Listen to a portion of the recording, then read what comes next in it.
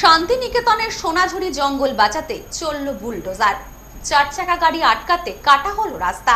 সমর্থন স্থানীয়দের। টুরিস্টের অবাধ গাড়ি নিয়ে যাতায়াত। গজিয়ে ওঠা রিসর্ট শান্তিনিকেতনের সোনাঝুরি জঙ্গল নষ্টের অভিযোগ উঠেছিল দীর্ঘদিন ধরে। এবার শান্তিনিকেতনের সোনাঝুরিতে চলল বুলডোজার। জঙ্গল বাঁচাতে কড়া পদক্ষেপ বন দপ্তরের, যাতে কোনোভাবে জঙ্গলে 4 চাকা গাড়ি না প্রবেশ করতে পারে। তার জন্য সোমবার মাটি কেটে বন্ধ করে দেওয়া হলো পথ। পাশাপাশি হোটেল রিসর্টের যে বিজ্ঞাপনে মুখ ঢেকেছিল সোনাঝুরি জঙ্গল, উপড়ে ফেলা হলো সেসব বিজ্ঞাপনী প্রচারের সাইনবোর্ড। ওয়ার্ল্ড হেরিটেজ শান্তিনিকেতনে আগত পর্যটকদের অন্যতম আকর্ষণ সোনাঝুরি জঙ্গলের খোয়াইহাট। সারা বছর হাজার হাজার পর্যটকের ঢল নামে এখানে, কিন্তু বন দপ্তরের জায়গায় কোনো ব্যবসায়িক হাট বসার নিয়ম নেই। সেই হাট বেআইনি। এছাড়া জঙ্গলের মধ্যে ঢুকে পড়ে 4 চাকা গাড়ি, যত্রতত্র পড়ে থাকে প্লাস্টিক। ফলে ধ্বংস হয় জঙ্গলের পরিবেশ, নষ্ট হয় গাছ। এই মর্মে জাতীয় পরিবেশ আদালতে মামলা রুজু করেছেন পরিবেশ কর্মী সুভাষ দত্ত। এই মামলায় রায়দান এখন সময়ের অপেক্ষা। এদিকে গত কয়েক বছর ধরে সোনাঝুরি জঙ্গলের আশেপাশে কয়েকশো হোটেল রিসর্ট গড়ে উঠেছে, অধিকাংশ নিয়ম বহির্ভূতভাবেই। সেই হোটেল রিসর্টের বিজ্ঞাপনী বোর্ডে মুখ ঢেকেছিল সোনাঝুরি জঙ্গল।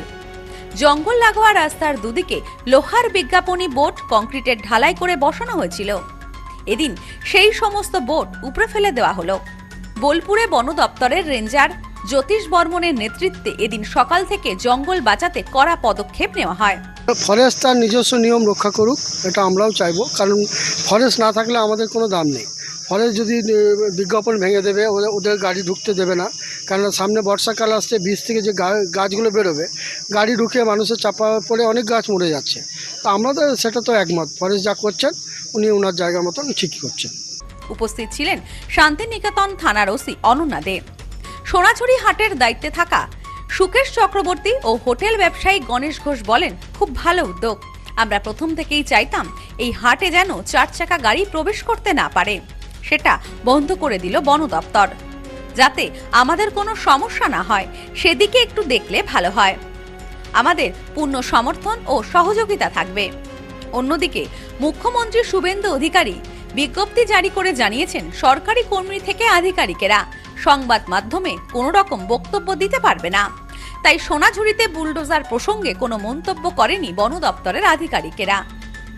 আনুমানিক 2000 সালে সোনাঝুরি জঙ্গলে গুটি কয়েক আদিবাসী শিল্পীদের তৈরি বিশ্বভারতীর কলাভবনের পড়ুয়াদের তৈরি সামগ্রী নিয়ে এই হাট বসত।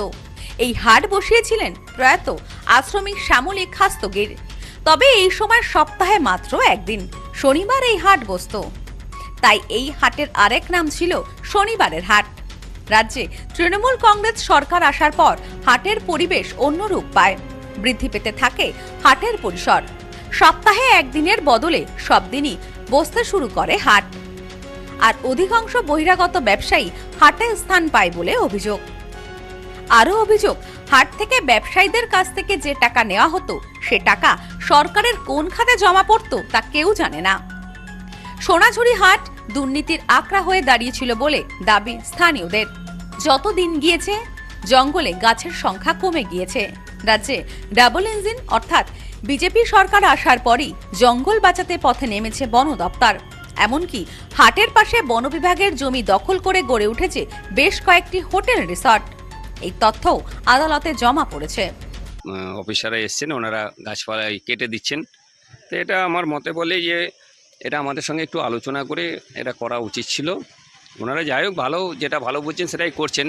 4 চাকা গাড়িটা আমরা প্রথম থেকেই প্রতিবাদ করেছিলাম যে 4 চাকা গাড়ি নিয়ে এখানে কোনো মানে ভিতরে না ঢোকাই উচিত ফরেস্ট ডিপার্টমেন্টের। আপনারা সকলেই জানেন যে এখানে কেস চলছে ফরেস্টের ওপর। তা 4 চাকা গাড়িটা আমি প্রথম থেকেই প্রতিবাদ করছিলাম, 4 চাকা গাড়ি ভিতরে ঢোকা যাবে না।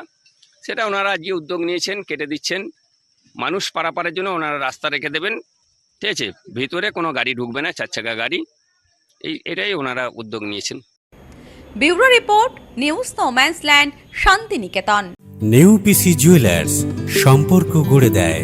বনগাঁতে আমাদের 3টি শোরুম প্রতিদিনই খোলা। নেউপিসি জুয়েলার্স, বনগাঁ বাটার মোড়। নেউপিসি জুয়েলার্স ব্রাঞ্চ কুমদিন স্কুলের বিপরীতে। New PC jewellers beauty, Motiganj, Hatkhola. আমাদের এখানে সোনা কিনুন পেপারের দামে।